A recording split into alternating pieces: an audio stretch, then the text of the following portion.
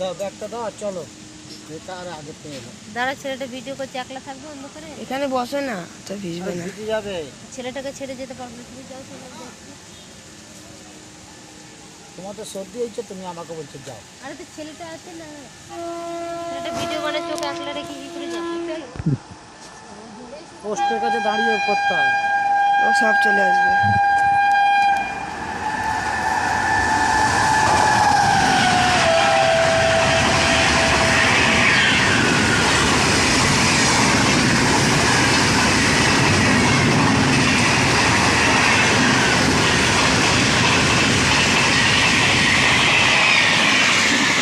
চলো।